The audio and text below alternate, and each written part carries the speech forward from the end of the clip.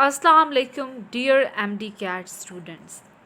आज की वीडियो इंतहाई इन्फॉर्मेटिव होने वाली है तमाम एमडी कैट के उन स्टूडेंट्स के लिए जो अपनी प्रिपरेशन कर रहे हैं एंड मोस्ट प्रोबेबली उनकी प्रिपरेशन अब कंप्लीट हो चुकी होगी and they are moving towards the conclusion. तो स्टूडेंट्स, ये वीडियो बहुत इम्पॉर्टेंट है कि अगर आपने प्रिपरेशन कर ली है और आप रिवीजन करना चाहते हैं, या अगर आप अभी भी अपनी प्रिपरेशन कंटिन्यू आपने रखी हुई है, तो इट्स वेरी इंपॉर्टेंट कि आपको कुछ गाइडलाइंस का पता होना चाहिए कि अगर आप अपने best marks 190 plus marks secure करना चाहते हैं तो आपको किन किन पॉइंट्स का पता होना लाजमी है आपके लिए।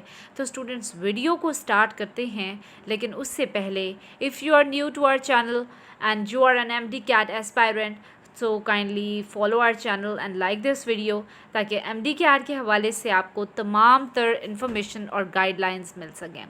तो students, how to get 190 plus marks in MD CAT 2024? This is a very basic question जो तमाम एमडी कैट के aspirants who are working hard, they are burning their midnight oils only to gain 190 plus marks in their MD CAT exam 2024.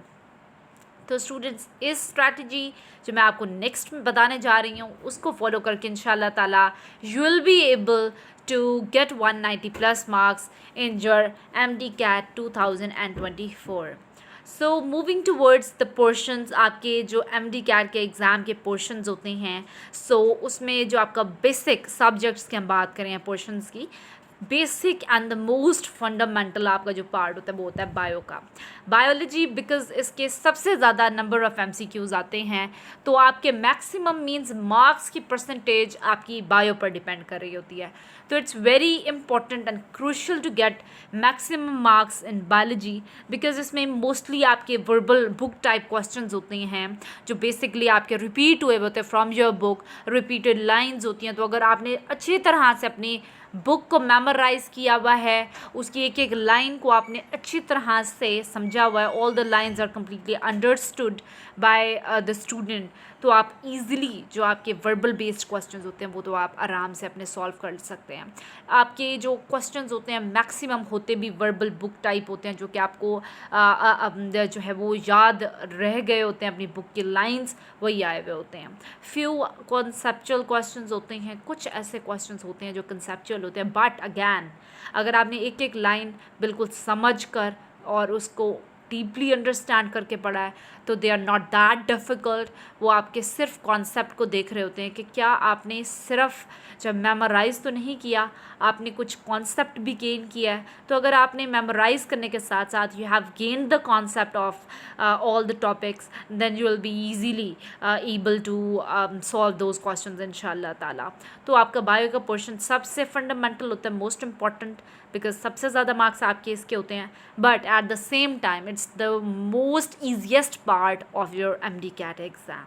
ठीक है students, ये आपके पास bio का है। तो आप प्रिपरेशन कर रहे हैं तो आपने बुक की लाइंस को तो लाजमी मेमोराइज़ करना है, उसके साथ साथ आपने अपना जो है वो कॉन्सेप्ट ज़रूर क्लियर करना है। सेकेंड पार्ट आपका होता है major, that is chemistry. Chemistry आपका सब्जेक्ट है जो बच्चों को लगता है बड़ा ही ड्राई सा सब्जेक्ट है, but actually it's very like interesting subject. अगर आप इसको इंटरेस्ट लेकर पढ़ें तो इसमें भी मोस्टली आपके क्वेश्चंस जो हैं वो कंसेप्चुअल होते हैं, आपके जो फार्मूलाज दिए हुए होते हैं उसको आप जो है वो उससे आपने बिल्कुल सॉल्व करके फॉर्मूलेशंस करके फिर आपने आंसर निकालना होता है।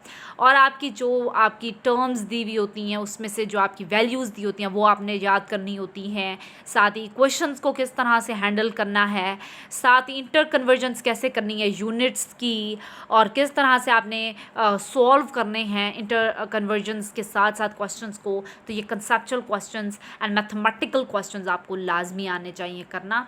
These are the most crucial part in chemistry portion. फिर आपके few are book repeated lines, और कुछ ऐसे क्वेश्चंस होते हैं जो कि बुक की वही लाइंस होती हैं जो रिपीट हो रही होती हैं। तो अगर आपको बुक की लाइंस आपने अच्छी तरह से मेमोराइज़ की हैं then you will be able to get maximum marks in your chemistry portion as well. तो बायो और केमिस्ट्री ये आपके दो इंपॉर्टेंट फंडामेंटल पोर्शंस थे जो कि हमने अभी डिस्कस की है। तो आपने केमिस्ट्री के अंदर अपने कॉन्सेप्ट्स और अपनी कैलकुलेशंस पर आपने जो है ना वो अपना हैंड बिल्कुल प्रैक्टिस ऐसी कर लेनी है कि आपको जो है है वो इतनी प्रैक्टिस आपकी होनी चाहिए कि आपको पेपर में जैसे क्वेश्चन नज़र आए तो आपने इतनी प्रैक्टिस की भी होगी तो एज सिमिलर तो वही नहीं आएगा, लेकिन बिल्कुल उस टाइप का क्वेश्चन होगा तो आपको जो है वो बिल्कुल आपका माइंड क्लिक कर लेगा, या I have already done this type of question, तो आप आराम से उसको जो है वो अपना सॉल्व कर लेंगे। ठीक है, तो प्रैक्टिस इज़ द की for success in MD-CAT exam. ठीक है, तो केमिस्ट्री में आपने लाजमी अपनी बहुत ज़्यादा प्रैक्टिस करनी है। नंबर 3 आपका फिजिक्स का पोर्शन होता है। अगैन इसमें practice is the key factor and physics में to gain maximum marks in physics portion. तो इसमें फार्मूला आपको, एक फार्मूला आपको लगता है बज़ाहिर सिंपल है, लेकिन उस फार्मूला को एज इट आपके क्वेश्चन में सॉल्व नहीं करना होता। आपने मोस्ट केसेस में आपने उसको इंटर कन्वर्ट करके करना होता है। तो आपको फार्मूलाज पर इतनी ज़्यादा ग्रिप होनी चाहिए कि फार्मूला के किसी भी टाइप से क्वेश्चन आ जाता है किसी भी फॉर्म में तो आप ईज़िली उसको सॉल्व कर सकें। आपकी वैल्यूज़ जो होती हैं आपने वो अपनी करनी होती हैं, अपनी उसको मेमोराइज़ करना होता है। ट्रिग्नोमेट्रिक आपकी जो वैल्यूज़ हैं दे शुड बी लाइक आपको बिल्कुल आपको ज़बानी याद होनी चाहिए, बिकॉज आपका टाइम कम होता है और मुकाबला सख्त होता है, तो आपको बिल्कुल मेमोराइज़ होनी चाहिए। Because almost in every cases आप कॉस 90 ले रहे होते हैं, आप कॉस 45, साइन 45, साइन 30, ठीक है, टैन, इस तरह से आप जब ये ले रहे होते हैं तो आपको ये नहीं है कि आप पूरी टेबल बनाएंगे, वहाँ पर इतना टाइम आपके पास हरगिज़ नहीं होता। तो आपने इसको अच्छी तरह से मेमोराइज़ कर लेना है इस चीज़ को कि जैसे ही आपको कॉस 45 आपने जब पुट करना हो तो आपको उसकी वैल्यू आपको ज़बानी याद होनी चाहिए। ठीक है, बुक की लाइंस भी आती हैं ऑब्वियस, इसमें बहुत फिर ईजीली आप कर लेते हैं फिजिक्स के पोर्शन को। अगर आपकी मैथ स्ट्रांग है तो फिजिक्स का पोर्शन आपसे आराम से हैंडल हो जाएगा। ठीक है, लास्ट पोर्शन जो आपका है subject wise that is English का portion.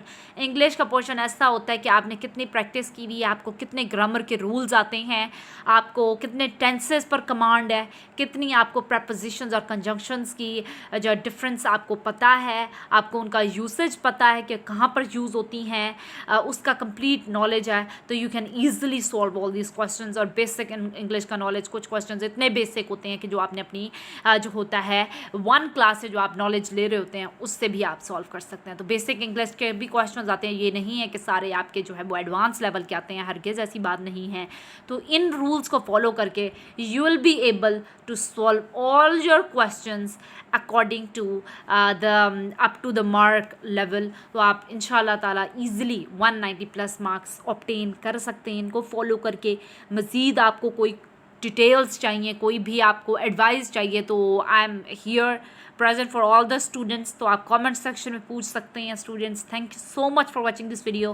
Hope so this video was informative for all the MD-CAT aspirants. Thank you so much for watching this video. मिलते हैं आपके साथ नेक्स्ट वीडियो में, तब तक के लिए जज़ाकल्लाह खैर, अल्लाह हाफ़िज़।